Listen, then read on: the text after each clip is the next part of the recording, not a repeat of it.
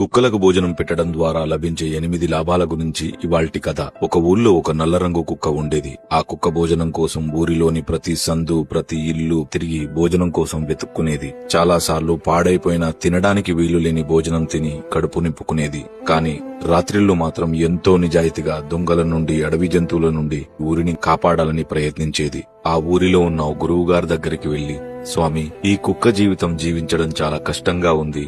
ఇది మేము చేసిన పాపమా, మాకు లభించిన వరమా అని అంటుంది. దానికి ఆ మహాజ్ఞాని, పిచ్చి శునకమా, నీకు లభించిన జీవితం శాపం కాదు. దేవుడి ప్రకారం మనుషు సంపాదించిన దాంట్లో మొదటి ముద్ద గోమాతకి, చివరి ముద్ద శునకానికి రాసిపెట్టి ఉంది. మూర్ఖపు మనుషులకు అసలు కుక్కలకు భోజనం పెట్టడం వల్ల ఎన్ని లాభాలు ఉన్నాయో తెలిస్తే అందరూ అదే పని చేస్తారు. అవి ఏంటో చెబుతాను విను.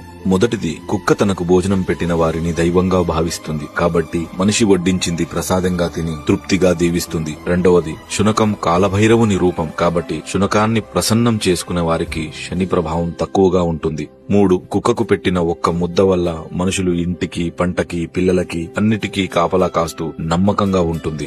4, ఇంటికి జరిగే అరిష్టాన్ని ఆవు గ్రహిస్తే ఇంటికి పొంచి ఉన్న ముప్పుని కుక్క రానివ్వకుండా చేస్తుంది. 5, కుక్క ఒకే జంతువు మనిషి బాధని, కన్నీళ్లను కూడా చూసి అవి తొందరగా పోవాలని, నా యజమాని సంతోషంగా ఉండాలని మనస్ఫూర్తిగా కోరుకుంటుంది.